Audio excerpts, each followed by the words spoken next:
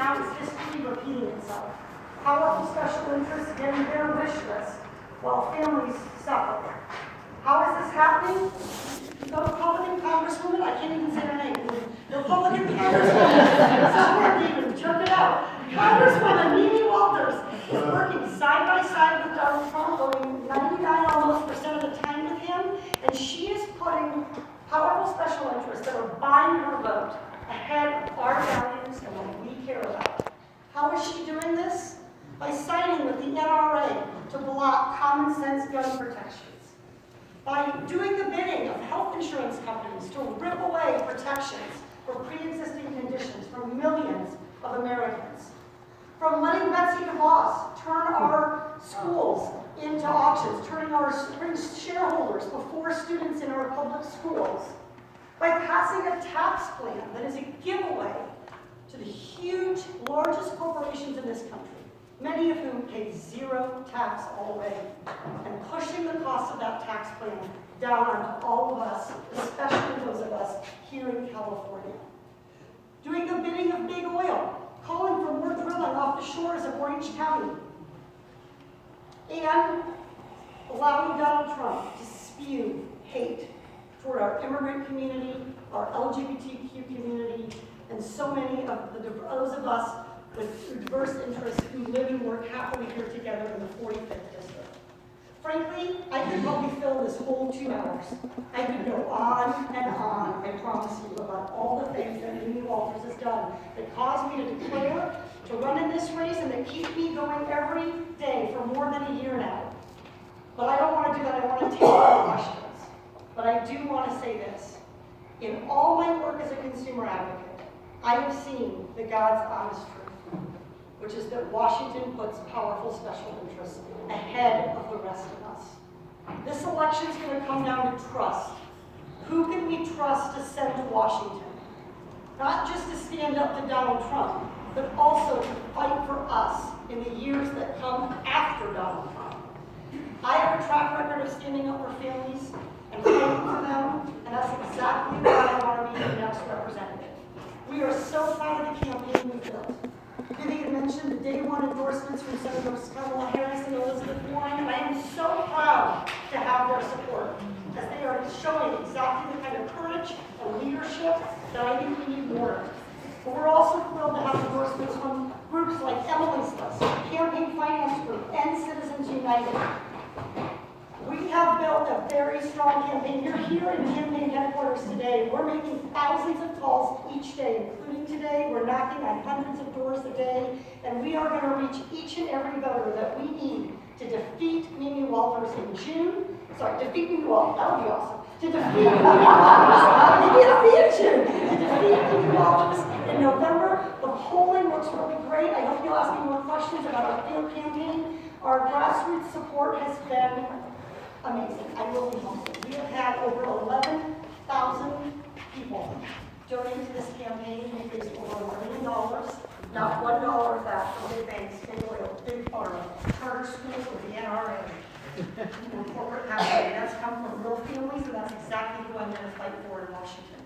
We have many of our volunteers in the office today, and thank each one of them and for volunteering their time, for knocking on doors, for calling people, and thank you most of all for coming out today to learn more about this campaign, to learn more about me, and for being so engaged in sending a new Congresswoman to Washington who will fight for all of us.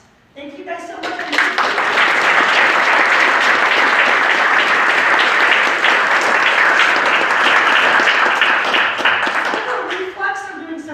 House parties, but the second I finish the speech, the host gives me a glass of water. I'm automatically thirsty. Yes, sir. With regards to medical care, I want to know what your plans are and how you would pay for it. Yep. So here's what I think on healthcare. I think we can't afford the status quo. Because let's take a look at where we are. I work at UC Irvine. I have good, high-quality health insurance. I'm one of the fortunate. My out-of-pocket maximum can exceed over $20,000 a year. That's what we're dealing with. People who have insurance and go and have co-pays that are thousands and thousands of dollars, or deductibles that are thousands and thousands of dollars.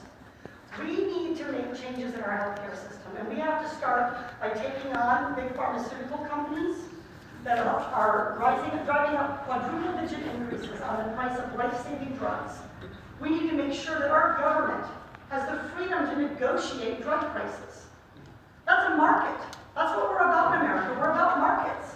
And yet Big Pharma bought and paid for a law that prevents our government, the largest purchaser of pharmaceuticals, from negotiating those costs. I personally am not willing to take any option off the table in working for healthcare. I hear people say all the time, I support universal healthcare. Does everybody support universal healthcare? Yes. Of course we do. The question is, are you willing to stand up to the powerful special interests whose profits will be cut into as we get to a more inclusive healthcare system that provides meaningful coverage for all of us? And I am. And I think Medicare for All offers a lot of promise. The truth is, folks, we have a single-payer system in this country. It's called Medicare. And how many of you are on it? You don't have to count yourself, but a lot of you. And it works. And by adding more and more people to that system, the risk pool and the cost of Medicare will actually go down. We have to do something about healthcare costs in this country. That means cracking down on, like I said, big pharmaceutical prices. It means exploring ways to make the system more efficient. And I'll tell you, Medicare for All is extremely popular in this country. It's extremely popular right here in the 45th district. In fact, for no party preference voters or independent decline to state voters, do you know that's their #1 issue? And here's why I think that is. Because they're not interested in what you label yourself, Democrat, Republican, progressive, conservative. They're interested in taking care of their families and taking care of their kids and making sure that they're not just one illness or one injury away from financial ruin. So I think on healthcare, the truth is we can't afford financially to not take action to make the system more solid. The path we're on right now is a path that is making healthcare more expensive and less affordable. Obviously, we're defending the Affordable Care Act, but that may not be enough. And I'd be willing to fight for a Medicare for All system if, when we have the debate, that's the system that I thought would provide the most care at the least cost to the most people. Would an age reduction in the Medicare for All be an alternative step in between? Absolutely. So, let's talk about, people speak about a public option for Medicare and about an age reduction. There are two different options. I think they're both good ideas. So one option is to allow folks who are 55, say, move the eligibility age for Medicare down. I think at that point it's good to have a phase in, but let's be clear, if we can afford to have 55-year-olds in our Medicare pool, we can sure as heck afford to have 25-year-olds. Right? Who would you rather insure? Okay? So, no offense. So I think it's fine to think about phase-ins, but you almost wonder if we shouldn't be phasing from the other direction, doing something about those kids who are 26, 27, 28, 29, who are dealing with six-figure student debt and can't afford health care. The second option, the second approach, which I think is also a very good one, is called a public option. And this is another competition-based idea. The idea is let's have a public health insurance option that competes with the private market. And if we can do it more competitively in the public sector and people choose that program because it costs less and it works better, then we've learned something about what our government can do to help provide health care. So I absolutely think we can go those directions. I don't think this is an either or. What I see in this debate is we need the courage to say, I will keep fighting for health care until the work is done. And I am open to whatever kind of solution is going to make our healthcare system affordable and available. What I'm not okay with is people who say the status quo or reversing the status quo like Mimi Walters. That's unacceptable. Erica, do you want me to do this? Yeah, you go. Okay. Erica wanted to call on you. There's more questions. I'm a teacher. Yeah, she's better. Yeah, I'm a confused voter a little bit, and I'm coming to be more of an informed voter. And I've talked to several people, and there's some confusion, and I just want you to clear this up. We understand, first of all, I love Kamala Harris and Elizabeth Warren. I have so much respect for them. But I want to know, I've heard that the California Democratic Party has endorsed someone else. And can you clear that up? Why? I mean, you sound like you've got all the good ideas, and as an informed voter, I just want to know what's going on. Absolutely. So there are a we have 4, now let's just talk about who's on the ballot, because it's going to be coming to you very, very soon. If you vote by mail, you get your ballot as soon as May 8th. All right? So we have 1 and 1 only Republican on the ticket. And she needs to go.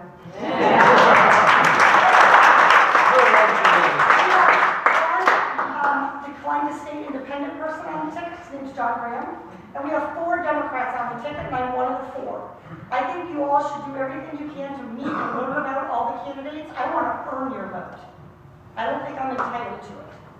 But I will say that I think I have the track record of fighting for families that stands out. And that's how I got the endorsement of Senator Kamala Harris and Elizabeth Warren.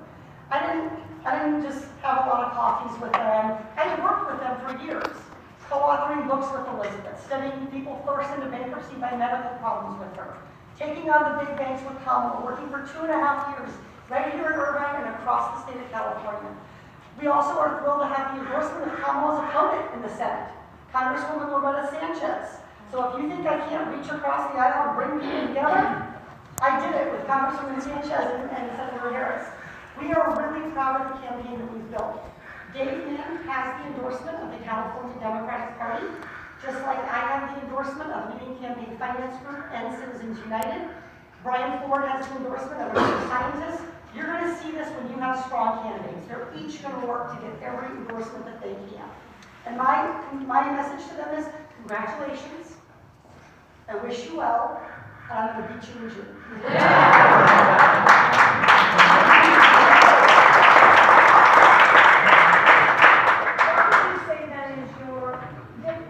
Between you and Dave Mann. Yep. So I think there are a couple differences I want to highlight. One of them is that track record. So I've done policy work. I'm a lawyer. I went to Harvard. I'm a law professor. I'm a tenured professor. I've written a bunch of books and articles. I really don't think you should read them. They're kind of snooze. But what really matters to me, why I got in this race, wasn't that I wanted to go to Washington. I've had lots of chances to do that. When the Consumer Financial Protection Bureau was formed, Elizabeth asked me to come to Washington with her and set that bureau up. But I'm going to Washington because of my work fighting this year. It is that time on the ground here in California, taking phone calls from hundreds and thousands of families who were losing their homes, or being evicted, or afraid they were going to lose their home. That's what made me want to be in this race. And knowing that Mimi Walters at every turn is going to turn her back on families.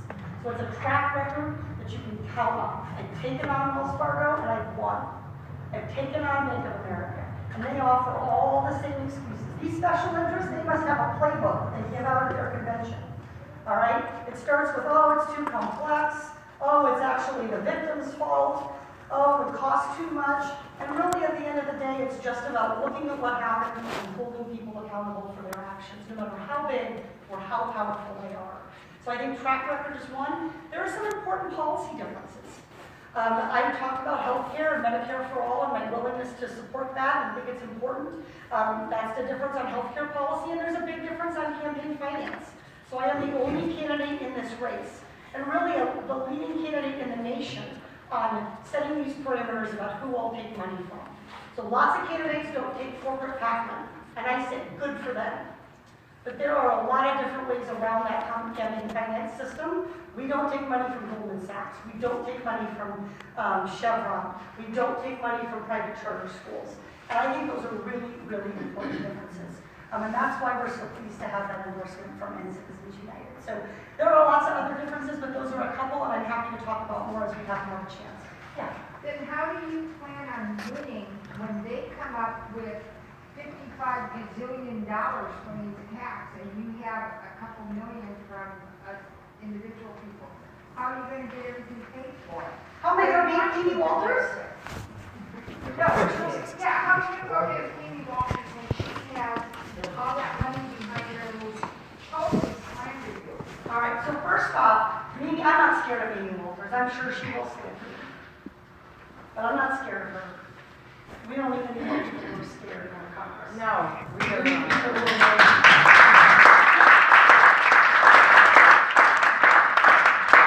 They're going to have the super PACs. Really? You guys are going to see the Republicans, they're out there right now. They're going to be here. And how are we going to beat them? Because we know what our values are. We've raised the money that we need to raise to win this race. So we have raised over $1 million already, and we're going to keep raising and keep talking. And it's also what we do with that money. For all the money in the world, Mimi Walters couldn't convince me to vote for her. Because I know that she wants to take away my fundamental freedoms. My freedom to decide for myself about reproductive health care. The freedom of the LGBTQ community to marry who they love. There's no way I'd vote for Mimi Walters. And I live here, I work here, I'm raising 3 amazing, if I do say so myself, kids here. And I know what our values are. So we have to build a competitive campaign, and that's exactly what we've done. We have a TV ad on the air. How many of you seen it yet? Yeah. We have our TV ad up on the air. We have mail going out, phone calls every day. We're going to have the support of national partners in this race. This is the other thing I want to say. Emily's List has been a wonderful partner. I was their first endorsed candidate in the country. They're going to be here. They've been with us every step of the way, and they're going to be with us every step of the way through November.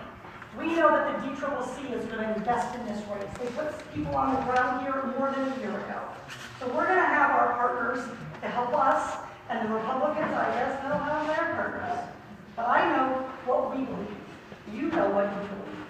And one of the biggest things in this race is getting people educated and informed, because there are so many people in this district who feel like, I'm a Democrat, but there aren't any other ones on my street.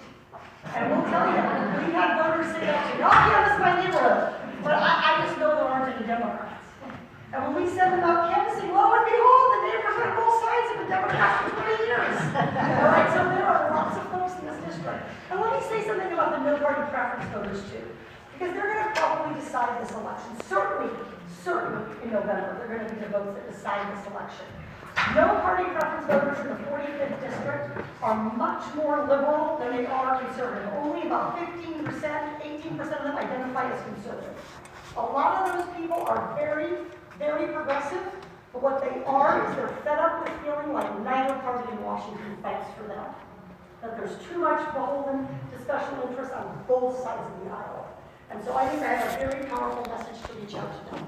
You're absolutely right, this is going to be a tough race. But I have never backed down from tough things in my life. I'm not going to start now. And I know with your support and with the support of our thousands of supporters around this district that we can and will win in November. So you just described me pretty well as an NPP. I just learned that term today. So do you think, do you feel like some changes are needed in the Democratic Party? And if so, what would you like to see different? I think we need both parties to do a whole lot more speaking of children, a whole lot more taking responsibility for the votes and the choices that they make. So I think we see it with Mimi Walters with her ads. Thank Mimi Walters for standing up for women. You just sit. If this is your standing up, please sit down. Okay? So we know that we see this kind of rhetoric where people kind of hide the ball and make things, oh, I don't know, they hedge and they waffle, and I won't do it. It's not who I am. It's not who I want to be. If you have the courage to speak the truth on the campaign trail, boy, I don't see a lot of people finding their courage in Washington, D.C. So you should pick, I think, the candidate that you feel like has the courage on the campaign trail, because that's the courage they're going to take in Washington. And I think we've seen that. Elizabeth Warren's a good example. Kamala Harris is another one. Speaking up for our dreamers. Kamala Harris standing up for a Clean Dream Act. Elizabeth Warren speaking out about Wall Street reform. Calling out some of the Democrats who are willing to repeal protections that were put in place less than a decade ago to stop big banks from crashing our economy again. So I think we do need more people. I think campaign finance is a big part of it. So one of my first things I would do, and I would do it from day one and every day until the job was done, is support overturning Citizens United and making sure that we no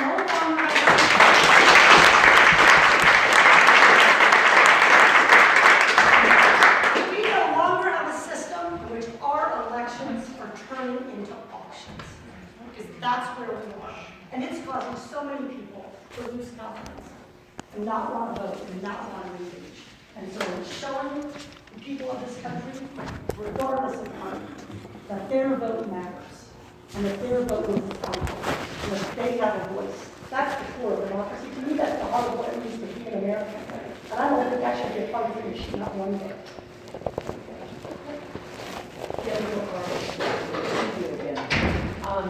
sanctuary cities confuse me. So I'd like you to please teach me.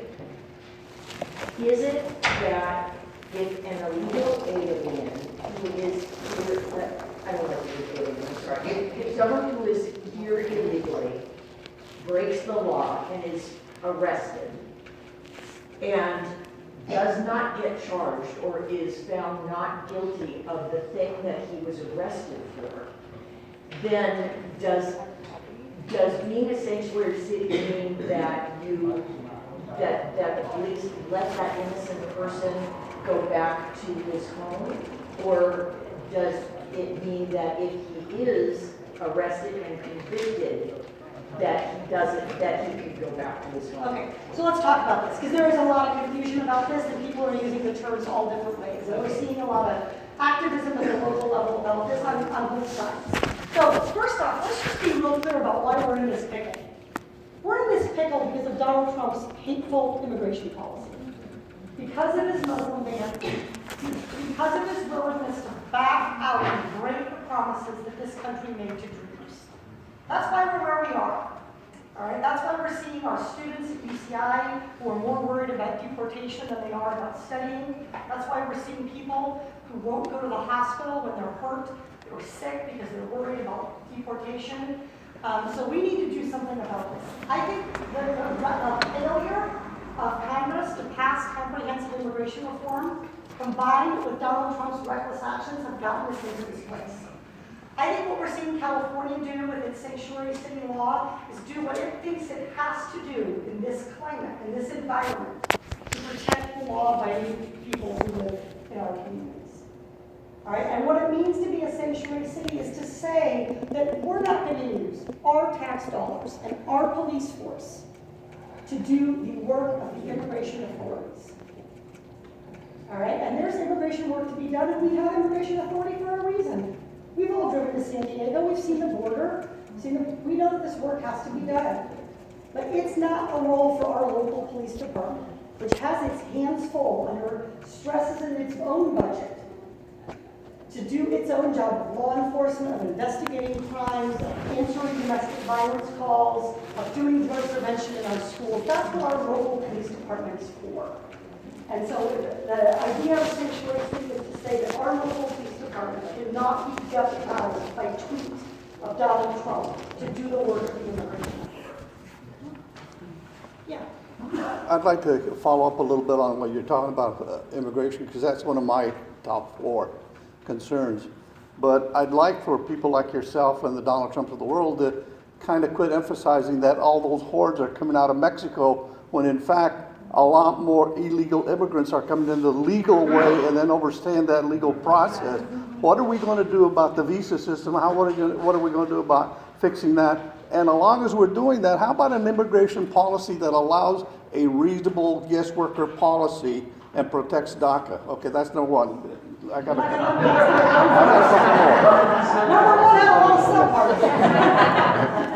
more. Second Amendment. What are we going to do about that damn Second Amendment? You know, my 95-year-old mother has a right to carry a gun. I don't really care. But I don't want her carrying a gun, and I don't think anybody in this room would want to see my mother carrying a gun. Okay. So what are we? Yeah. What are we going to do about the Second Amendment and redefining that or rescinding it so that it makes common sense and it's not left to everybody's silly little imaginations to decide what it is? Okay. Third thing. Hold on. I'm going to do 2 and then I'm going to come back to it, I promise. Let me do these 2, because I think these are important, really important questions that you asked. On the first one, that's why I said those important words about immigration reform, about sitting down and having the debate as a country about the kind of immigration system we want to have. We do have issues with our visa program. Well, H-1B1 visas, with the guest worker program, we need to tackle all of these things. And we need to recognize that we absolutely have a lot of folks who overstay their visas here. We have people who come on guest visas or student visas and they don't leave. So what I said to Donald Trump, though, is an effort to pin the problem on only one group, to demonize certain people at the expense of tackling the real problem and having a hard conversation about what kind of workers do our industries need to thrive. how can we train more workers to do those jobs that are in America? We need to create new jobs for the future. And so we have to tackle that. It has to be on a bipartisan basis. We have to get there. And Donald Trump is making it impossible for us to do that. On the issue of guns, let me say this. First off, no more thoughts and prayers. No.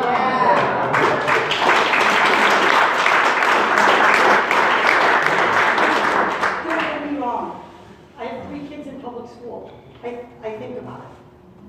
And I pray about it. But what I mostly pray for is that we elect people in 2018 who will fight for families and our safety and not for the NRA. So I support. We need a ban on assault weapons. We need a comprehensive national background check system. We can't keep doing background checks here and someone goes around here and they go to the internet or gun shows. We need a comprehensive system that the federal government, we need gun research on how to best stop. And let's stop dangerous blaming the gun mental habits. health system for the, That's my last one. Yeah. And we need mental health. Thank you. You're going to be a spokesperson. We need comprehensive mental health treatment. Now, some of you may remember that the Affordable Care Act called for parity in coverage between physical and mental health. And I strongly support that. But if you know anyone in your life or your family or your workspace who has mental health issues, you'll know our system isn't there yet. It is very difficult to get appointments. It is very difficult to get a hospital bed. People who have mental health issues are put on 3-day holds and left in the ER and turned back without any meaningful diagnosis and treatment. So that's absolutely part of it. So I think we need to take these things on in Congress, and I think the time to do it is long past. So day one, in January 2019, comprehensive gun regulation. And I'll tell you how the Second Amendment fits into this. Not at all. Okay? Because there's plenty of room in the Second Amendment to preserve our Constitution, to preserve the right of lawful Americans to own and use a gun. And there's plenty of space in the Second Amendment for these kind of common sense gun protections that Orange County is doing to support. Anyone who tells you differently is taking talking points from the NRA and not from a constitutional lawyer.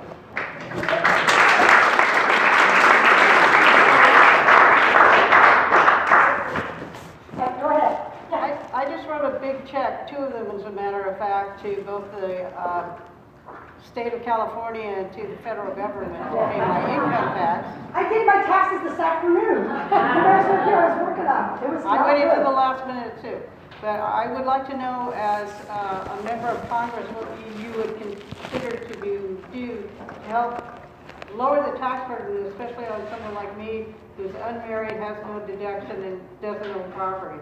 Yep. So this tax plan that Mimi Walters supported, even as other, you know you're a hero when folks like Carol Iser show more common sense than you are. That's what we got here for our congressman. Mimi Walters voted for that tax bill, even as folks like Carol Iser voted no.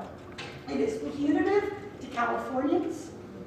It is punitive to us for making the investments in our infrastructure and our public schools and our system of higher education. So I absolutely would fight to reverse that tax bill. And I think corporations need to pay their fair share.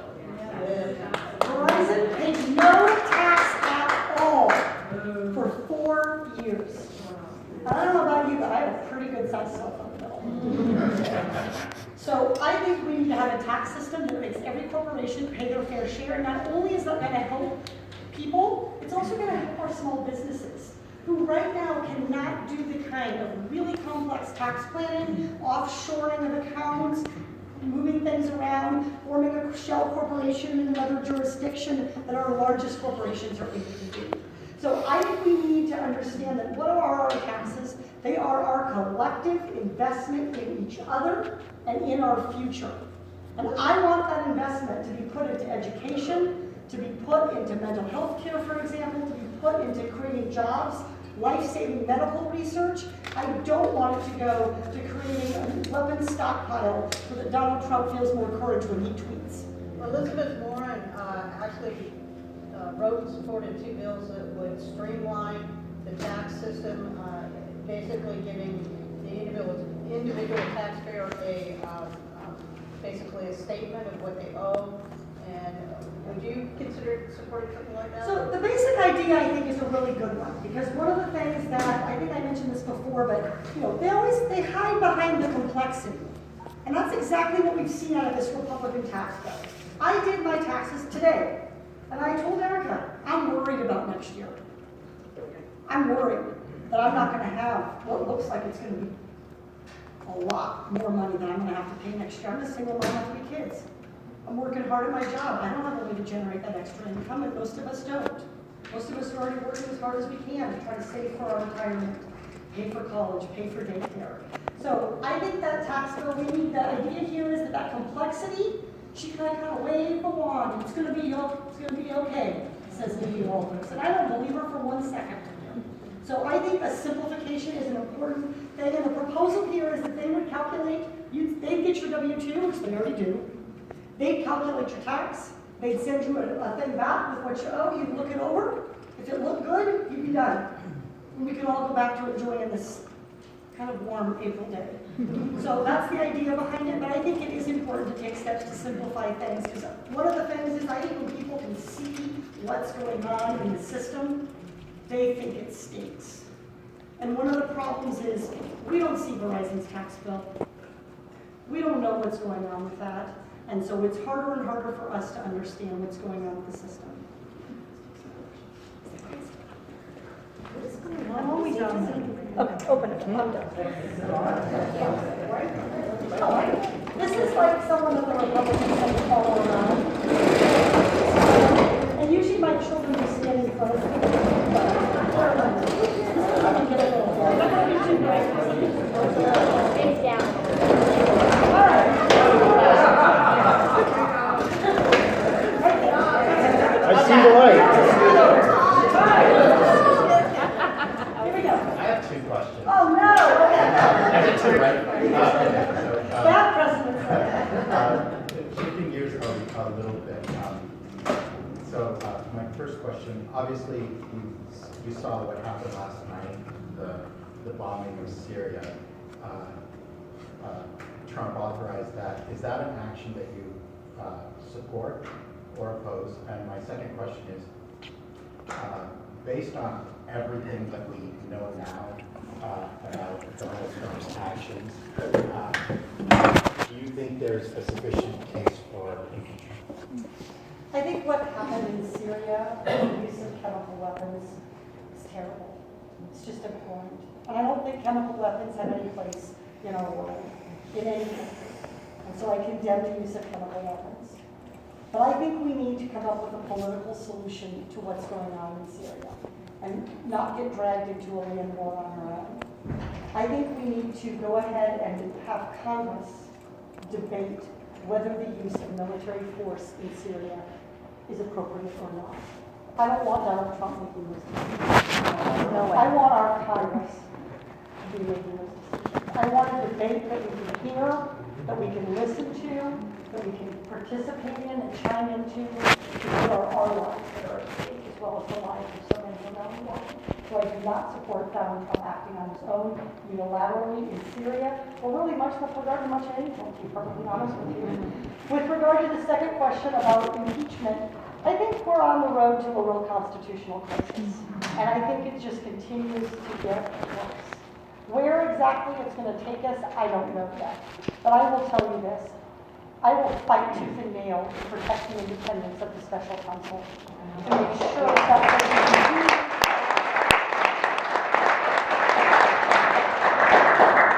When the evidence is in front of me, I will do what I think is right, regardless of the consequence. And I strongly support Mueller. I strongly support the investigation. I haven't seen, I'm like you, I've seen as much as you have. I haven't seen the evidence to know what I think, but I do know that we need to keep pulling on that thread until every American has confidence in the results of the investigation. Because what's at stake here is not just Donald Trump. It is people's confidence in our democracy. Right. And we cannot lead for democracy around the world if our own democracy is perceived to be corrupt. And so we have to support Mueller, we have to support that investigation. And I'm counting on people in the House and people in the Senate to do exactly that. talk a little about SB1? Because last weekend I had the unfortunate thing where I was on the 405 for like hours and hours and hours, and infrastructure spending all of a sudden became really important to me. So back in February of this year, there had been some debate for having some sort of national infrastructure bill which would kind of mirror SB1. Is that something you'd support, or could you talk about that? We have billions in unmet infrastructure needs in this country. We have it right here in Orange County. I like to call it the 55. We have it in California, and we have it across the country. So repairing our infrastructure is absolutely an investment that we should collectively make. It creates jobs, it creates a platform for job creation and economic growth in this country. And so that is a good use of our tax dollars and our collective benefits, because we all benefit from that infrastructure investment. I think it's really discouraging what we're seeing out of that tax plan. I forgot to tell you something else I don't like about the tax plan. I teach bankruptcy law. I know what a bottom line looks like. And this tax bill is going to blow up the deficit. Right. And then we're not going to have the money, Donald Trump's going to say, to invest in the things that are critically important for all of us, like infrastructure.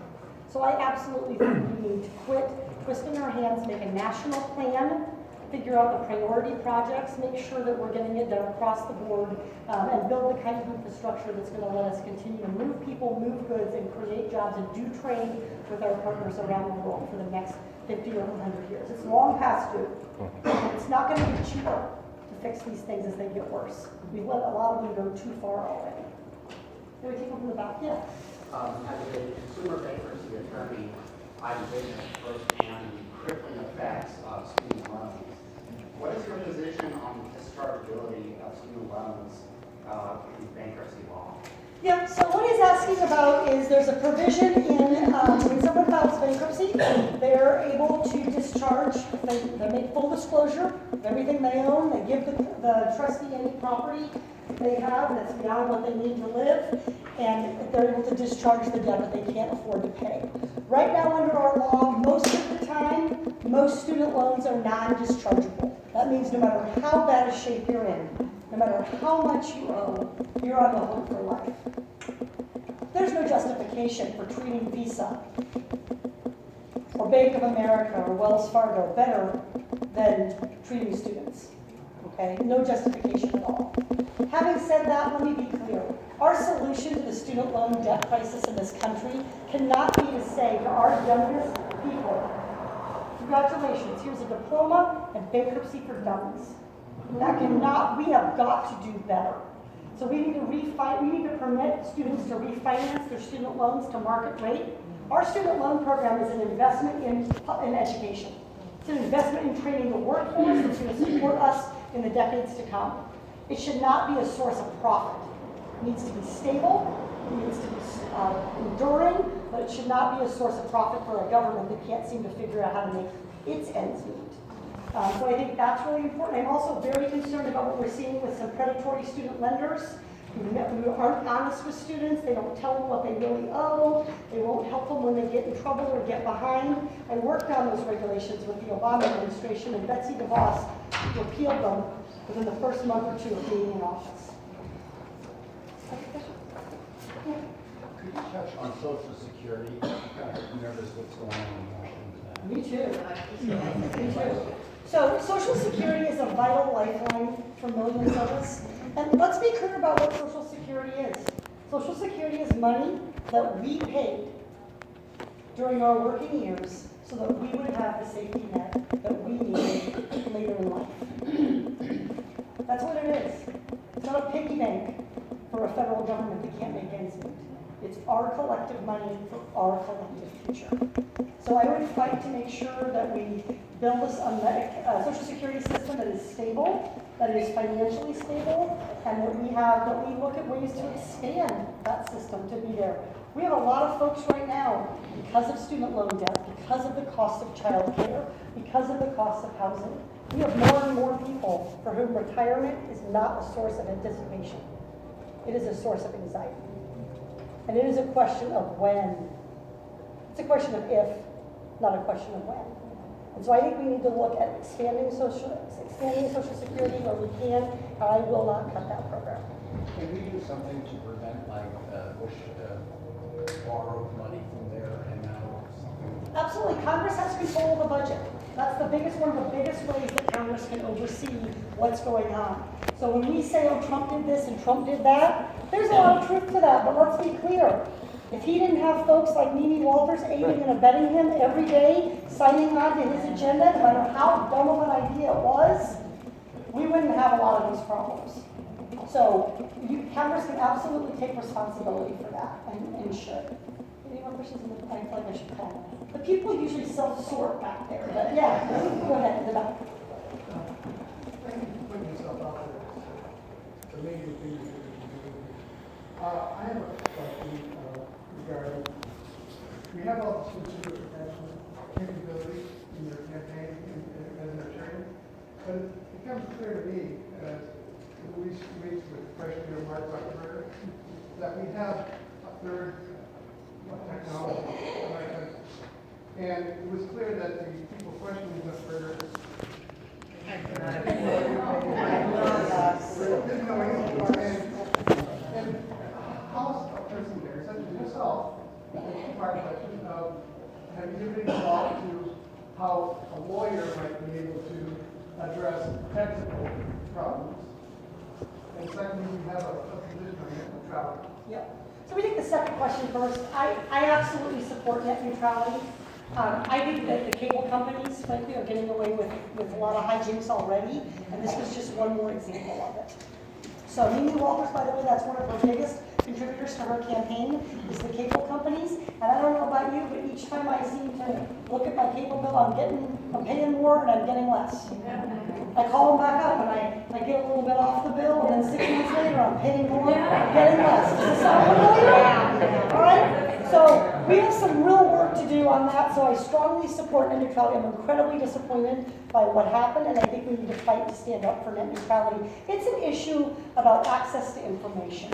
That's the truth of it. It's also an issue of educational equity for our students. I have 3 kids in public school here, and most of their homework is to be done on a computer. And I have real concerns about that. One, because my kids use it to get on, and they're doing their homework, and then all of a sudden we're playing Minecraft. But it's also about, not every family can afford a computer or 2, right? And so making sure that we're not handicapping those from getting information and participating in our democracy by throttling certain kinds of content. I think it's terribly scary, especially with what went on in the most recent election. On the question of technology and what to do, I've heard this before from the big banks. It went something like this.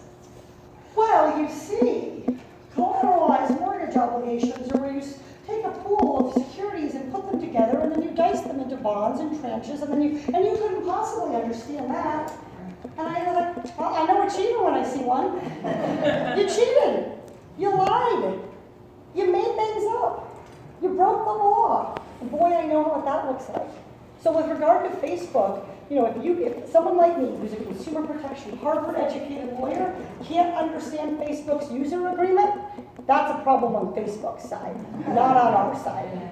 Okay? Now, with regard to Congress, I admit it was a little painful watching some of those questions. So I do very much hope that we're going to elect a diverse Congress that includes electing more young people, that includes electing people from a wide variety of backgrounds to Congress. I think it is really, really important. But I won't let anybody tell me that it's too complicated for me to figure out if they broke the law or not. If that's true, then we got a problem with our law. So I'm a member of Citizens Climate Lobby. I don't know if you know the organization, but so do you know about our fee and dividend plan, the idea that carbon production would be taxed at the source, so that people who use gas guzzlers and use more energy in general, produce more carbon would pay higher amounts, but then there would be a rebate on a per capita basis, so that the people who conserve would end up in the black. So do you support this idea, and is it a priority of yours? Because I agree with everything, but as a scientist, one of my main fears is we're in deep trouble. We are in deep trouble. I mean, when we talk about we can't afford to wait around, but we can't afford to wait around on climate change and environmental protections. And part of it is, we know that some of this stuff, there is no turning back. When it's gone, it's gone. And that's what we're at risk of having happen on a whole bunch of fronts in our climate policy. So Mimi Walters, for those of you who don't know, is engaged in something called greenwashing. It's where you have a terrible record on the environment, but then you sign up for the climate change caucus and then take not a single vote to help the climate, but proudly send letters to folks telling them that they're a member of the climate change caucus. I'll believe it when I see the vote that stands up for the environmental protections that we need. I think California has done a really good job of being creative and thoughtful about how to tackle environmental issues. And I think carbon pricing can have an important role in that. And the basic idea is to figure out how to create incentives for companies and people to reduce their carbon footprint and to make it financially feasible for companies to do so. So I think carbon pricing absolutely can have a role, but I think it's not going to be enough. We have so many environmental fights, but I do support using the idea of carbon pricing. I'll tell you, a lot of you remember what the air used to be like in Los Angeles. And we worked so hard to clean that air up, and we spent money on more fuel-efficient vehicles, and on different kinds of gas pumps, and on public transportation, and on all the things that would improve our air. And to be going backwards, to have wasted that money is just a travesty. So I strongly support environmental protections, and we in the 45th District are fortunate to live in a district that's nearly half preserved land. It's nearly half open space, and to be just a few miles from a beautiful but fragile coast. And I am proud to have the only environmental endorsement in this race and to be an ocean champion. I would support it like that. How would you deal with your colleagues who don't believe in global warming? Well, for starters, I hope there's fewer of those folks in 2019.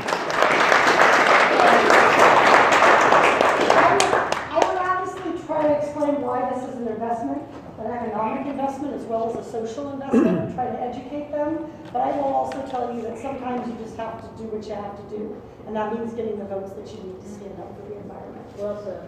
So let me Okay, I like everything you said so far, and I really like what you said. You answered my questions on Citizens United, Supreme Court, Super PAC, etc. Yeah, especially on healthcare as well, with Medicare for All. I really like what you said. We want to come these younger people into Congress. Yeah, I'm an old guy right here, but what's happening in the Democratic national climate right here is that I can see those people go and have new leadership in there. People that can come up, could be Kamala Harris, could be others that come up and lead the Democratic Party differently than what was done in the past. I agree. Do you have any comments on that? I mean, I'm curious. Yeah, I think that's what's going to happen in this election. I really do. I think we're going to have a big group of new folks elected.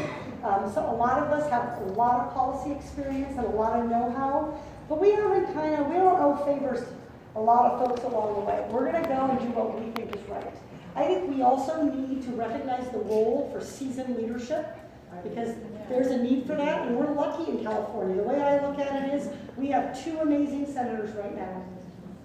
One who's been at it for a long time, was at the fore of gun protection, back when nobody called it. And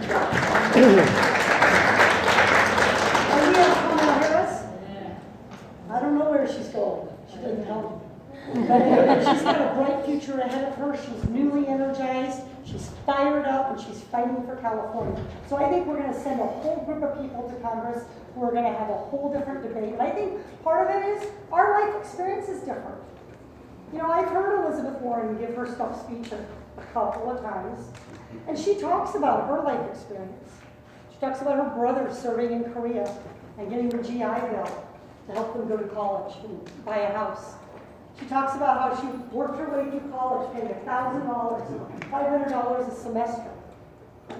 She talks about the ability to start her own business and make her way and pay for childcare as a single mom. And boy, I listen to her, and that is not the experience my generation had.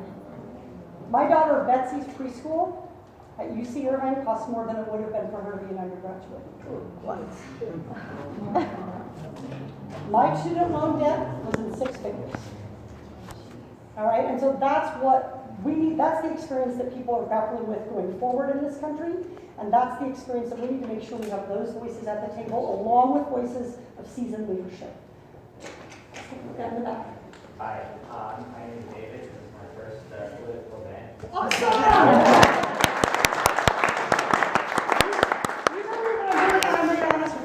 It's not mine. We've been following you for weeks to get out, so it's great to see you in person. It seems like there was a really nuanced and substantive understanding of all these issues, but I think we all agree that we gotta win, right? I mean, no matter, as long as Mimi Walters is out, like, that's a good thing. So how are you guys, if it's you versus Mimi, like, how do you see her biggest vulnerability in this district where, I mean, traditionally we're so conservative, like, what's going to change people's minds in this district? Because I think a lot of these issues are, you know, I don't know if it's going to be enough to get my neighbors in, you know, they're very conservative and very evangelical and all of that. You know, I've grown up with that, growing up in 1990. So how are we going to get Mimi Walters, like, in a place where these people are going to change their minds? Look, let me tell you my kind of theory of how Mimi Walters got into office. You ever heard the expression, she fell uphill? Yeah. Yes. That's how we got Mimi. But some of that's on us. All right, and so that's what this election's about. That's what this campaign is about. It's about making sure that we go after every single vote. We won't get them all. There will be people who will vote for Mimi, but I won't leave anything on the table in this fight because it's too important. Let me say something about what we believe in this district, by the way. The vast majority of folks in the 45th district supported the most recent California proposition on gun control. That's who we are. The vast majority of folks in California think Donald Trump's immigration policies are hateful and reckless. We're a community of diversity and of acceptance and a welcoming community. So I think you gotta look at what happened last time and you say, well, Mimi Walters got in office, but how hard did we fight? What did we do on the ground to stop her from getting elected? And we're doing it this time, and we're doing it with the help of so many people in this room. So we've raised the kind of campaign funds and have the kind of campaign team that is going to be able to stand up to the Republicans' super PAC and we'll be able to defeat Mimi Walters. That's why we're calling thousands of voters every single day. That's why we're knocking on hundreds of doors, sometimes over 1,000 doors every single day. That's why we have reaching people by mail, we're reaching people by TV, we're reaching people through events like this. Because if we want to win this election, we're going to have to fight. But we absolutely can do it. We know those votes are there. And I'll tell you one of my early experiences in this campaign was I go out and I do house parties. A couple of you were in this room with me at some of these early house parties. And I would say, you know, this was a year ago. People weren't really thinking about the election. And they'd come over to their friend's house because they heard there was going to be wine. I'd start talking. You know, people in the 45th district were just nice people. So they have no idea who I am or what I'm running for. But they'd listen quietly, and I'd get about halfway through my speech, and somebody would say, oh, good, oh, I voted for Mimi. That sounds so familiar, now that you say it. So there was a heck of a lot of that went on last time. And I think one of the things, I'll be perfectly honest with you, is I saw it happen when I watched the election that night, and I remember talking to my neighbors about it, and I live in a very neighborhood with a lot of progressive people, is they were voting for Hillary Clinton over Donald Trump. And they thought, we're going to have our first woman president. And they were choosing between Loretta Sanchez and Kamala Harris on the ballot for Senate. And then they got down, and they were, Mimi Walters, well, I'll vote for the woman, I guess. Yeah. Not realizing that they were voting for someone who's been an enemy of women for her entire career in public office. So we have to make sure that we do the hard work of getting the message out about what's at stake in this election, showing up to vote, of knocking on our neighbors' doors, of making those phone calls, of raising the money, of having the kind of campaign that's going to inspire people to come out in June and come out in November. Because if we're going to defeat Mimi Walters, we're going to need really, really strong turnout from Democrats, no party preference voters, and we're going to get quite a bit, quite a side, don't tell Mimi. She's still out there. We're going to get quite a little a chunk of the Republicans too. Because there's a whole lot of them who are fed up with this nonsense. All right, who are worried about blowing up the deficit, who don't believe in a culture of hate or a president who leads by reckless foreign policy. So the polls really show that the message of standing up to powerful special interests, of fighting for what's right, having the courage of your convictions, that's not a partisan message, and it doesn't have just partisan appeal. We're going to get the votes across the spectrum that we're going to need to win. We take someone else to work with. If we don't know. As you become a congresswoman, I'm sure there's a lot of demands in your time once you get in there and start getting going. So how, once you become our congresswoman, would you stay in touch with what your constituents are asking for and how they feel about events that are going on? It's such an important part of the job. Frankly, it's the best part of the job. Talking to real people is the best part. I don't know who you're not really but talking to my friends and neighbors is the best part of the job. All right, and so I am the only one in this race who has experience building a constituent services system, because that's what we built with the foreclosure crisis. We built a system that people could call the day they were being a victim and we would back them and try to help them. We would explain the mortgage program and some of those government helps programs were incredibly complicated. We reached out in 6 different languages for 2.5 years. We met on military bases and talked about it. We had programs to reach seniors. We had programs to reach young people. So I've done it. I know how important it is. So you need to use technology to reach some people because that's the best way to reach them. So whether it's an e-newsletter or a text program or whatever works, there's nothing wrong per se with telephone town hall. The problem isn't telephone town hall. The person is the person on the other end of the phone. Let's just be clear about that. All right, but there is no substitute for physically being in a room with people. There's no substitute for looking someone in the eye and hearing the story of what's on their mind, of what's bothering them, and of how we can help. That is the honor of getting to serve as a congressperson. And I commit to you that I will take that absolutely serious. We signed the Townhall project, promises to have 4. They're having trouble getting people to sign up to have 4 public events a year. Shame. Shame on our representatives for that. So we will make sure that we have kinds of public events. We'll have events like this. We'll have small group events. And we'll make sure we have an office that isn't located in a high rise behind a locked door.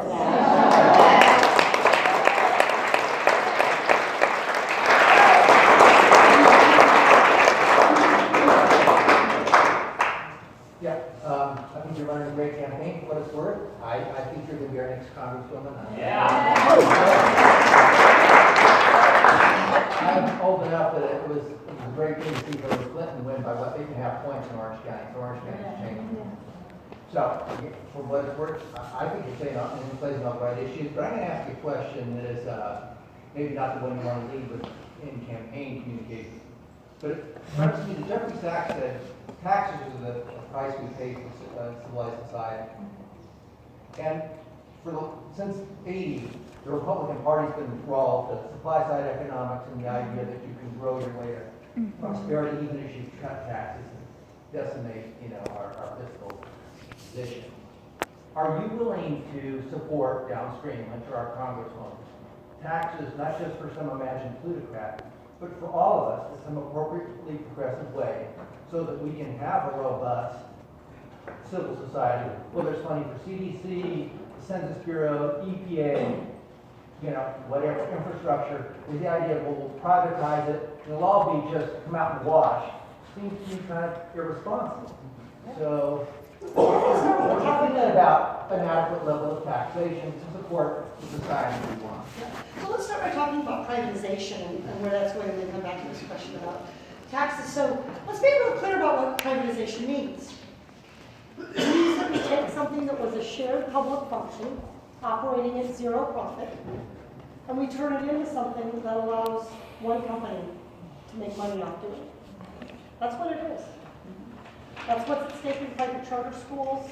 That's what's at stake in private prisons. It's allowing a corporation to profit of what used to be a public function that we paid whatever the efficient cost was for. All right, so privatization is a dangerous road to nowhere, particularly on education, which is a core democratic function. Look, I think taxes are investments. I agree with what you said. Taxes, like I said before, are our collective investment in our collective future. And we all have to pay our fair share, especially by Tuesday. Right now, I think number one priority is reversing that tax bill. It's digging into that budget and figuring out where some of that money is going. A lot of that military spending isn't doing anything to keep us safer, and it isn't doing anything to protect the brave women and men fighting in this country. It is simply going to line the pockets of the defense contractors who buy the bill that they want in Washington. So I think if there's something, and I talked about this with healthcare, I think if the government can do it better and cheaper and provide for it, and we'll collectively end up saving money. So I think about this every day when I think about working at UC Irvine. We collectively pay for a chunk of University of California Irvine with our tax dollars. And what have we gotten over the last 40 years? We've gotten more and more people moving to this area.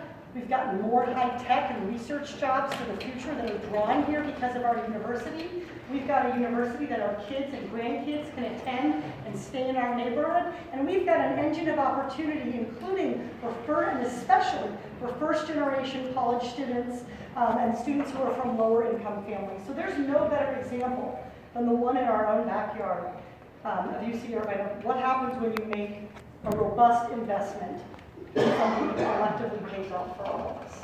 And there are a lot of examples of that. The very cheapest way to mental health treatment is to do it early and do it well. Not to allow people to suffer 20 and 30 years from mental illness until it becomes impossible for them to work or impossible for them to live amongst us. And so some of these things been going on. I think we have to turn that logic on its head and start thinking about investments and then looking at what those investments are. I also have to tell you though, I get it in Orange County. We have very high housing costs. We have a real pinch going on in our economy. We're paying for college, paying for preschool, trying to save for retirement. And so I am skeptical about anybody whose first response is to raise taxes. I think there's a lot of hard work and a lot of hard questions we need to ask of our government before we make that kind of investment. But that's how to think about it, that's how to talk about it, and that's how to have the public debate that we need to have around what to do to build the kind of federal government that will support each of us for the future. I'm a licensed clinical social worker.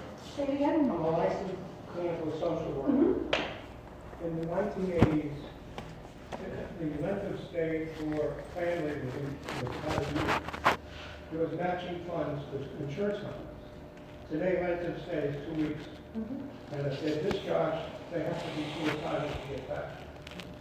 So we need to get back to where the government helps the insurance companies fund so that mental health really does the job. And I was in a clinic where I was a facilitator of multiple family therapy. And we never advertised because the people who developed the community into these multiple family groups, by word of mouth, built the hospital. So then you had to advertise.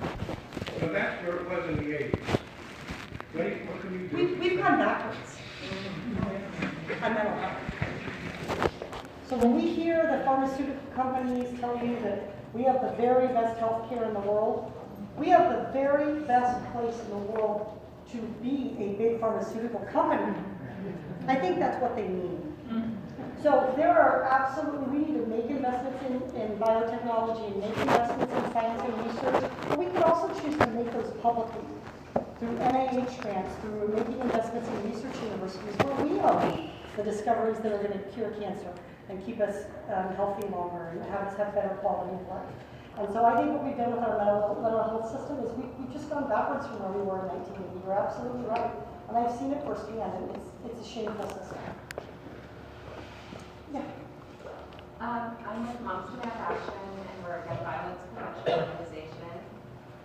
You and Dave Mint are both Moms to Mad Action candidates of distinction, so thank you very much for supporting the same policies that we do for gun reform. So here's my question.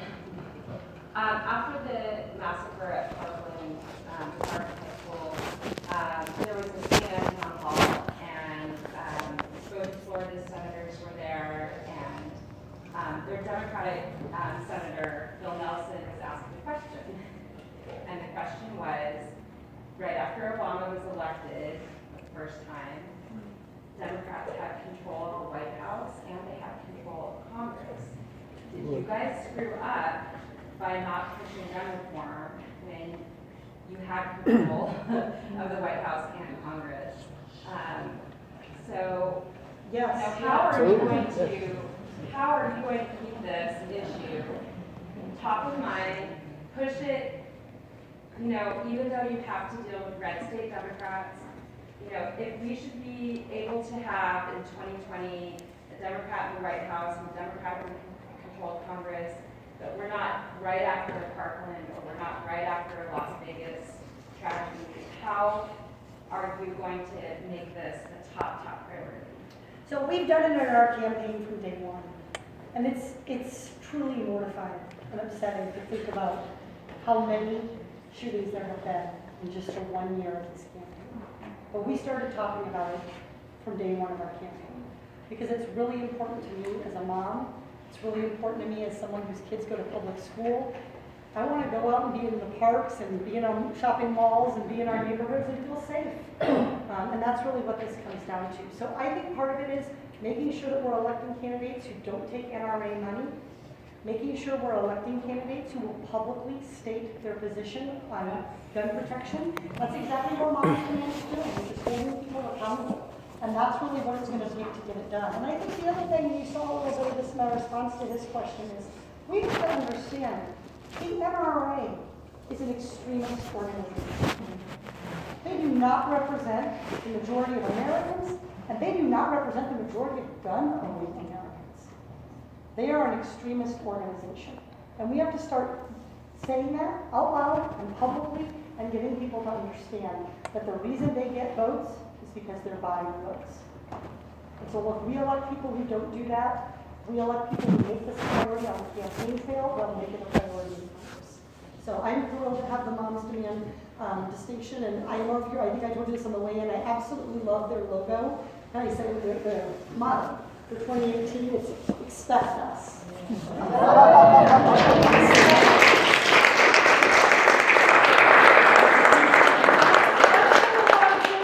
I've never seen the one. Has anyone seen them? Yeah. In real life? Okay. So I've been at this 15, 16 months, I've never seen Mimi Walters. But if you see her, give her a message. Expect us. I've participated in 3 of her conference calls. I'm sorry. It's not a very pleasant experience. What they essentially do is they, if you have a question, they have somebody to ask you a question or talk to her. The only way to talk to her is if you lie about what the question was. And then, if you do get to ask the question, then if it's a hard question, she will not answer the question. She will refer it back to her office or whatever, but you never ask a difficult question. It's probably one of the most frustrating things that I've ever done. But as a citizen, I felt like she's our representative, and we should, when they call and say to the U.S. representative, you should participate, and I did. So the issue is, and I just encourage you that if you have the fortune to get there, don't treat your people like that. Well, I don't understand it from 2 perspectives. I don't understand it from a political perspective, because let's be clear about what we're doing. I am running to serve. That's what this is. It's a service job. It's a leadership position. And Mimi Walters refuses to do either of those things. And I also don't understand it from a personal level. Because I like you guys. That's why I want to represent you. I like talking to people. I like learning about what's going on. I like hearing from you. And if I don't agree with you on everything, that's okay too. But I'll respect your ability to share your opinion. I hope you'll respect mine. And I hope we can teach each other a little bit about something that's going on or that we know a little bit more about along the way.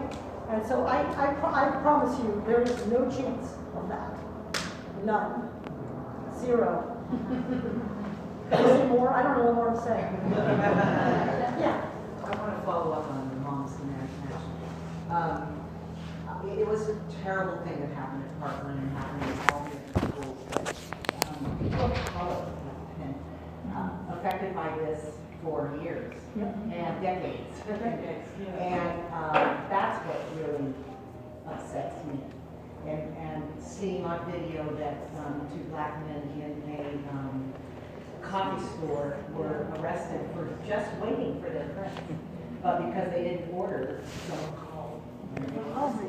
And it's, I just want to know how that can all be changed. This isn't right. Look, we have a long ways to go toward justice in this society.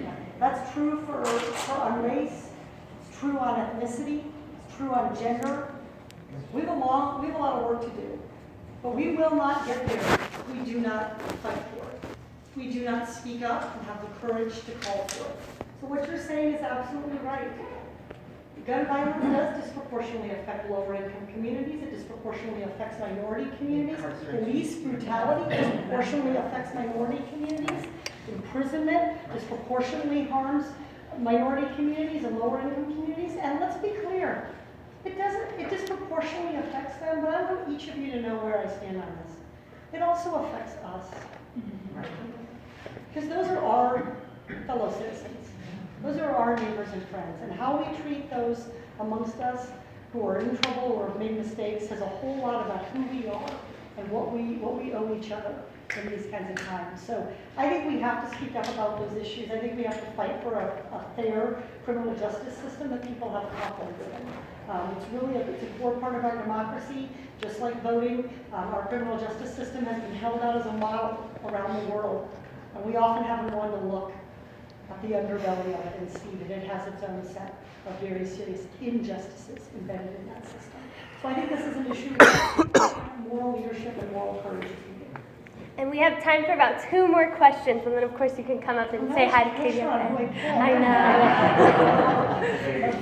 I have a question about homelessness. It's a big problem here, but it's a big problem all over our nation.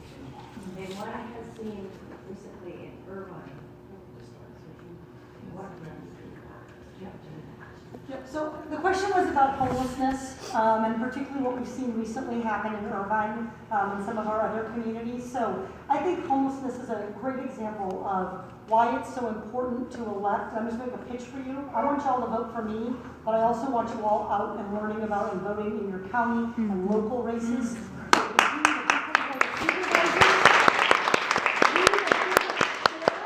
We need a different district attorney. We need some new folks and some bright minds on city council across the 45th district. So one of the things that's really important to me is one of the things I can do as a congresswoman is help other people get elected. Help change the composition of that. Homelessness is a great example of an issue where there is a role for the federal government in providing cutting-edge research on the best ways to transition people into permanent housing or to what kinds of supportive housing to put them into immediately where they can succeed. There's a role in funding that. There's a role for the state and the county and the local level. And one of the things we're seeing is that it just trickles down and then pretty soon it's not my problem anymore. And that's what we're seeing going on here. So, a lot of the, I was really bothered by some of the ways that this was framed up, some of the assumptions that were built into it. The vast majority of people who are homeless in Orange County have lived in Orange County their whole lives. They're us. What did you think about Judge Carter's action? Oh, about Judge Carter? Yes. Yeah, so I think this is a tough, Judge Carter is the judge in Santa Ana who's been asked to try to find a judicial solution to, or movement at least, to what's going on. I think it's tough to do that through a court.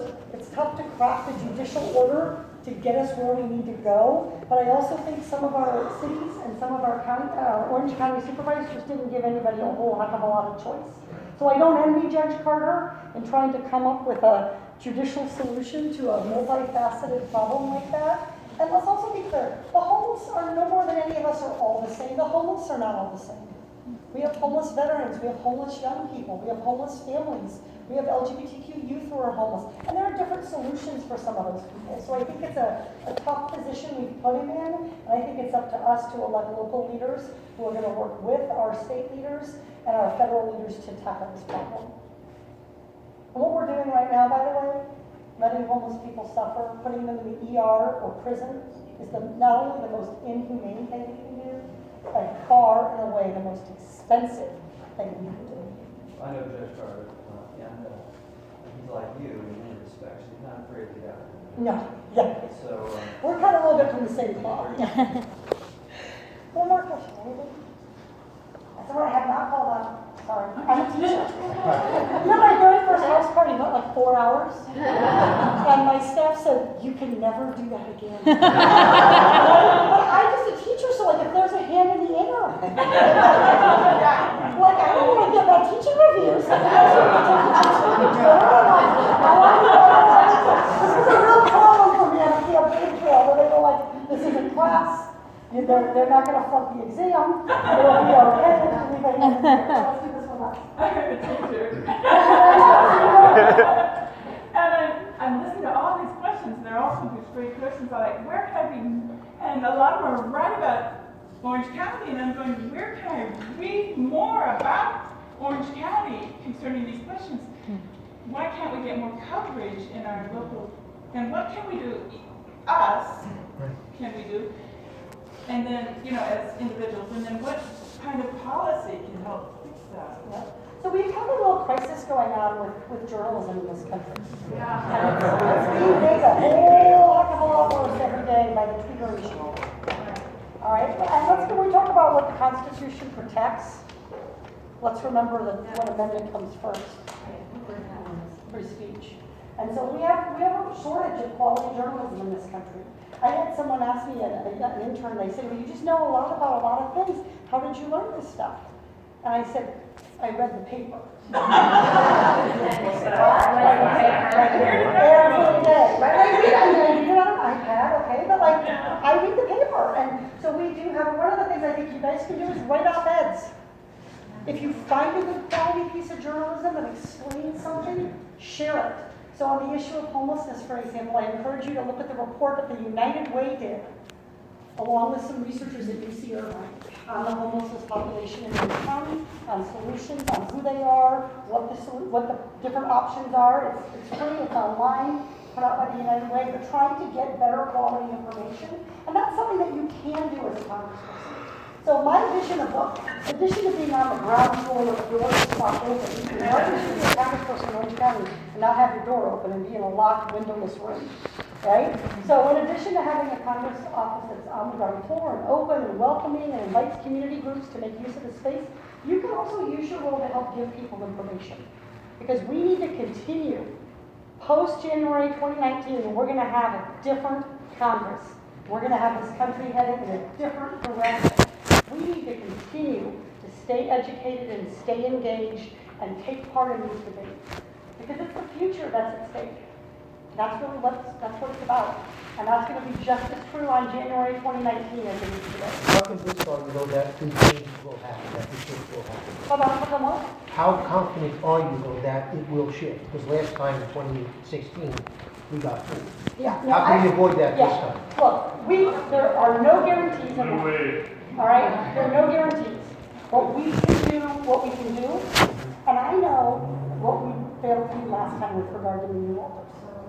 Okay? Well, we all do. It's not us. We all do. Voting isn't, vote. Talk to people, invite people to get involved and engaged.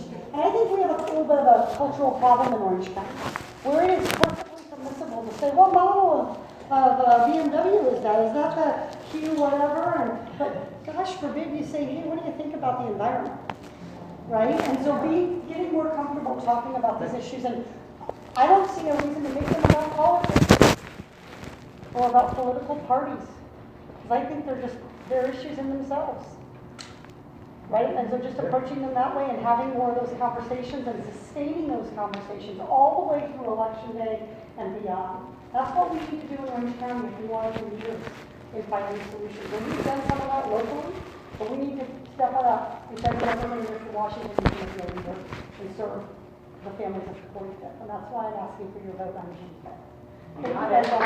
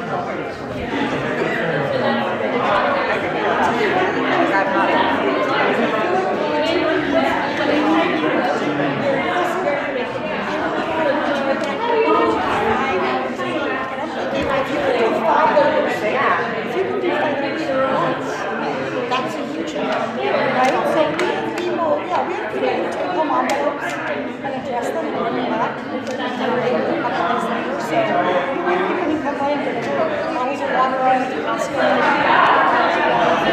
So it's really about creating opportunities for people to figure out what they can do. So I hope I had a big fight going on with others. I don't know. I guess I don't know the answer. I would say that so I'll tell you why that's not happening. So one of the big myths of this election is that there are no Republicans or some or somehow in between, or they're just mushroom. They're just what they want to do is not as bad as they are. None of them have one nobody preference voters. 50% of them are self-identified as liberal and hold them.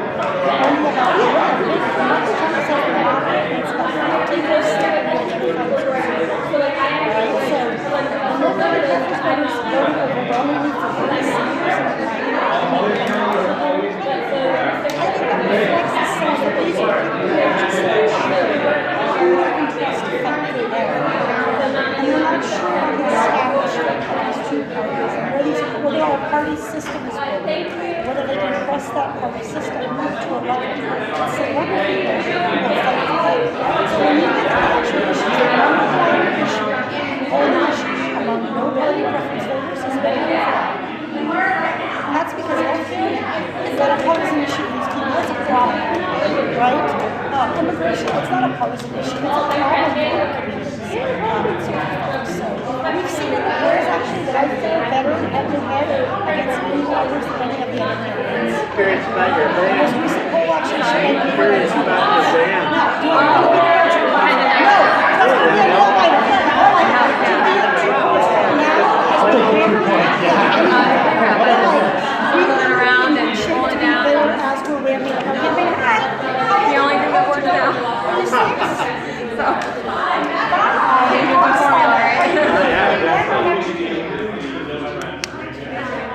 in the fall. Oscar, how about you? You're in second grade? Second. So I have a 6-year-old. Here's the thing about me. I have a 9-year-old who's in 3rd grade. I have a 12-year-old who's in 6th grade.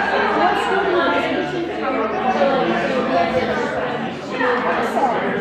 Awesome. And we're going to put kid on like a kid focused development because it's supposed to be designed for the kids. So this production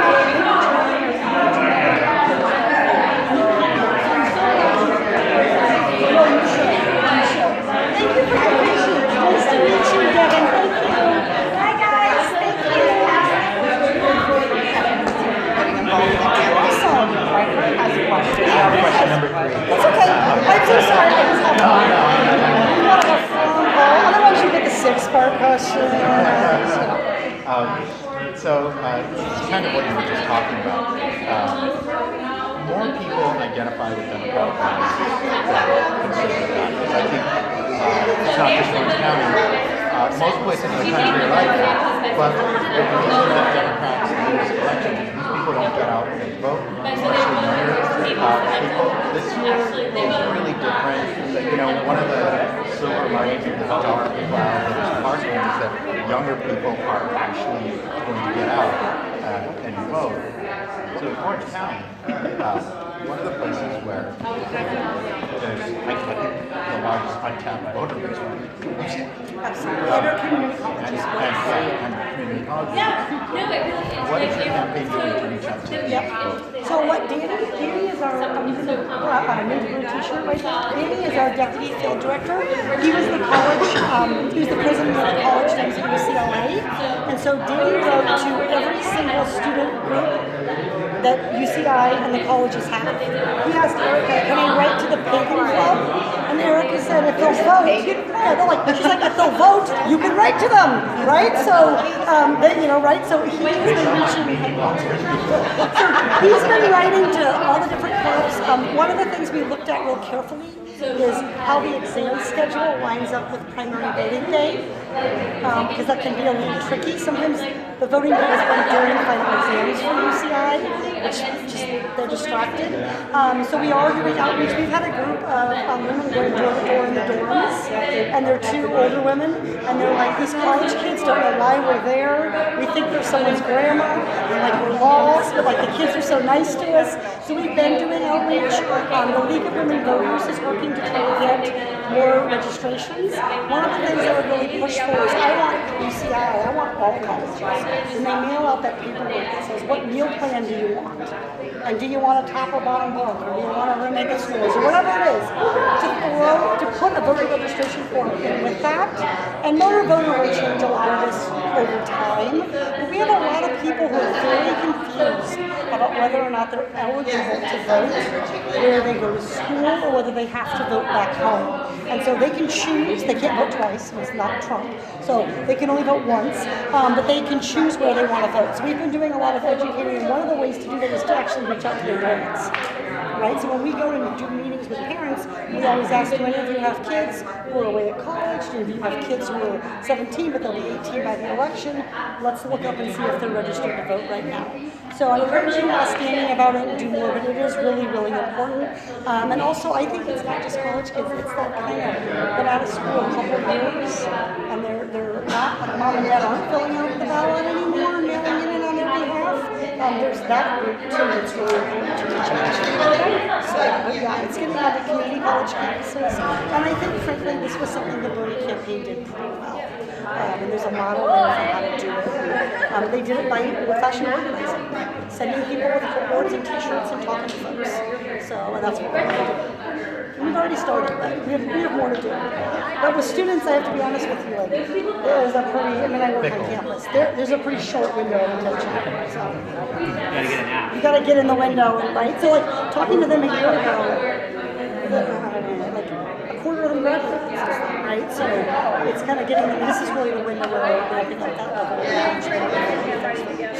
So, do you have a question? Yeah, I do actually. You kind of danced around a little. I don't know if it's something to talk about. The Hillary versus Bernie issue. Do you share? No, I share who I voted for. I voted for Hillary Clinton. It was really important to me to have the first woman president. I also felt like foreign policy is one of the few things that only the president has the most discretion when it comes to foreign policy. And so I felt like she had a level of qualification around foreign policy. Congress has more ability to pull levers and help on the domestic front, and she has a strong track record on many domestic issues.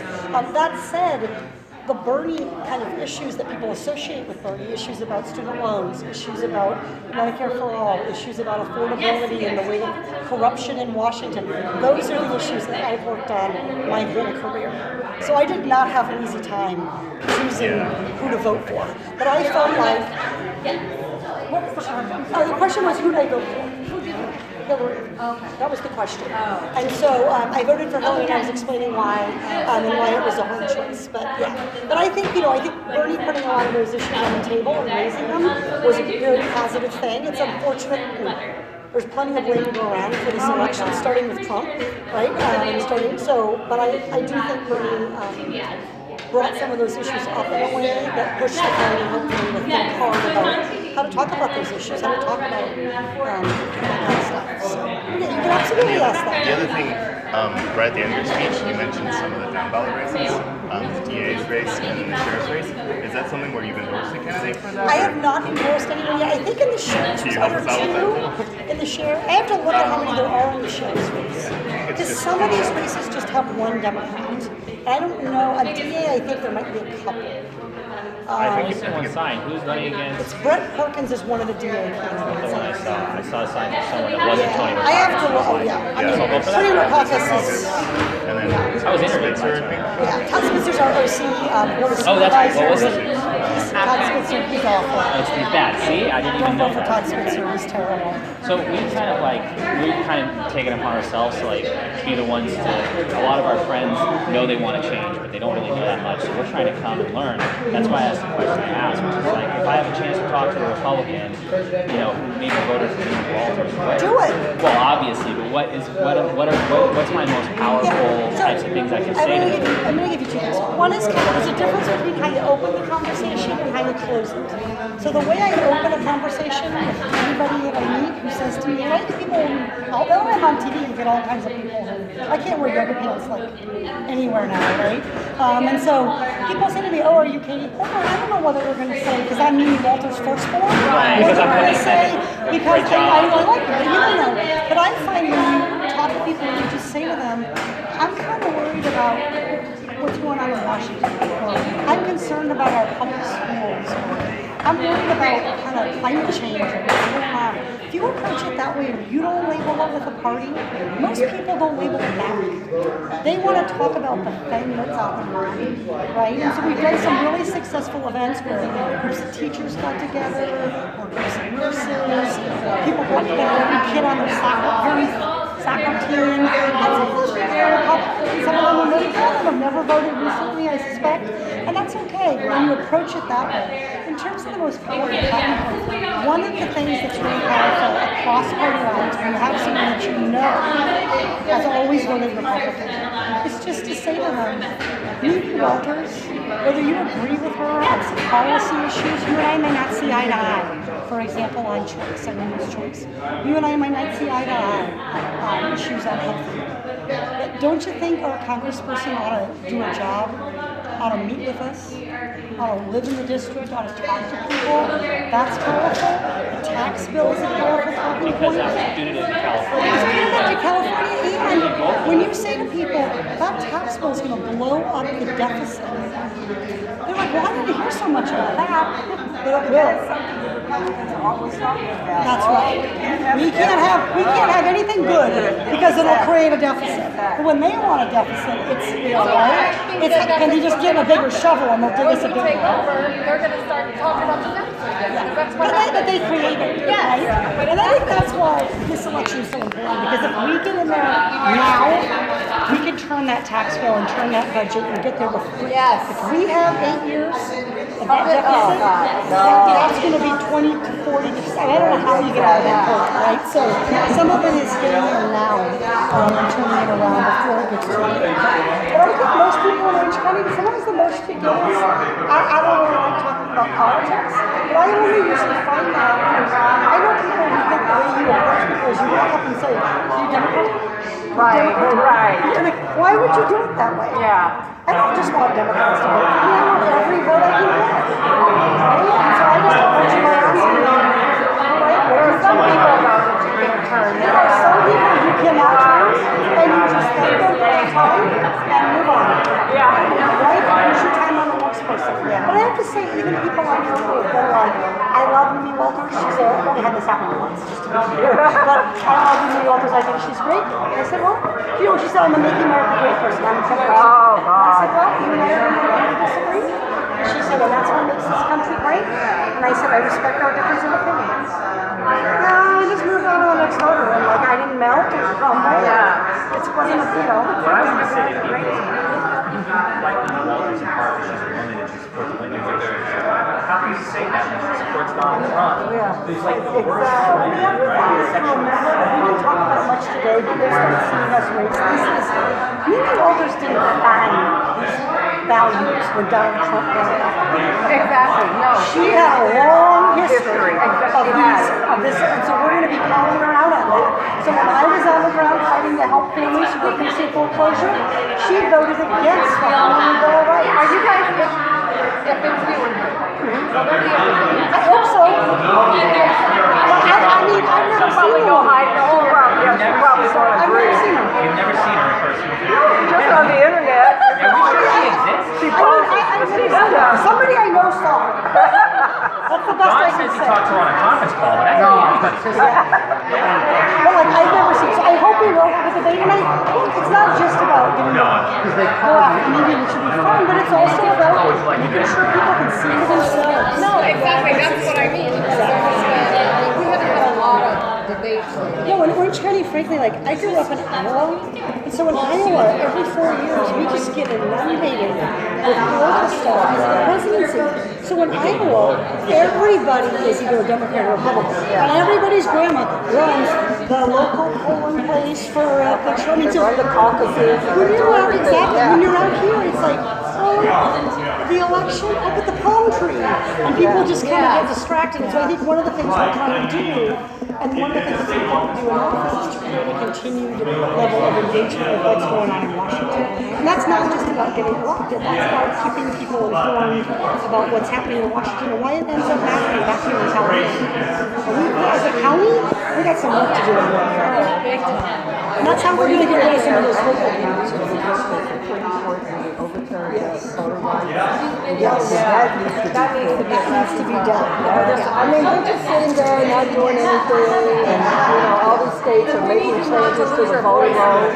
Yeah, no, I always sound, I actually... No, I don't mean literally. Oh, literally, I was like, actually, that volunteer is an awesome... Because it could happen literally. He's a voice coach, and so he's always very cross with me after these events because he's like, you didn't project your lefts, and have you been doing that? He has me do these exercises, like they're embarrassing, but it's like, me, and he can fill the room, right? He's a little slight person, and he's always like, I can tell you haven't been practicing. Be out there, be vocal, because it seems like it's we lose their This is where, and then you don't see those, and then even when we are like they're let's do something it's like they're still like this is something They roll right over. this is something Elizabeth Warren said to me about her son. She said, what on earth? I said, well, are you feeling like you're kind of taking a strong position? This is years ago, 5 years ago. Are you feeling like you're kind of taking a strong position on this or that? And she said, well, of course, but what was the point of getting power if I'm not going to try to do something? Right. What I care about. So, Kamala, she told me, she said she'd been at a rally at the CA-45 a few months ago, and she said, I told those counter-protesters, you are on the wrong side of history. But, right? And so speaking of her, right? So she's doing great work. Yeah, she really is. She's doing great work.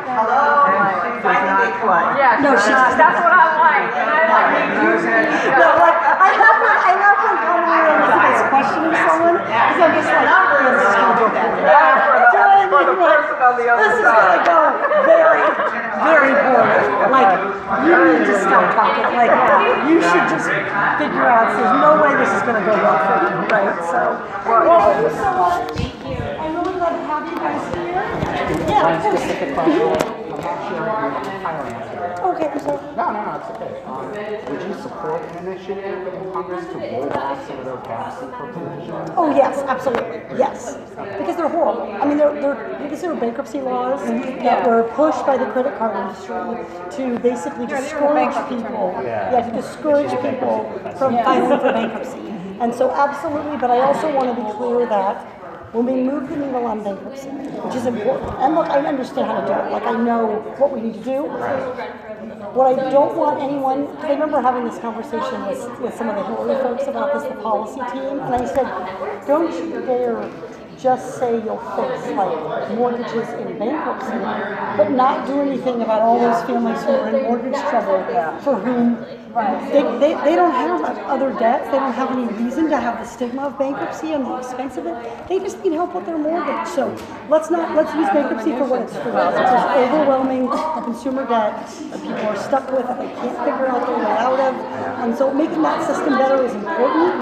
But the answer to student loans, for instance, can't be let's just put all our young people in bankruptcy. That doesn't mean the law we have isn't unjust, because it is, and I would support changing it. But I'm always a little leery of people who are like, let me think of the stingiest thing I could do, that the fewest people would take advantage of, that would be the hardest, and let me throw them that and see if that makes them go away. And so that's my only hesitation about kind of saying that, like, I don't want people to get the idea that we can move levers in our bankruptcy system and then we won't have any more problems. So we won't have any more straightforward problems.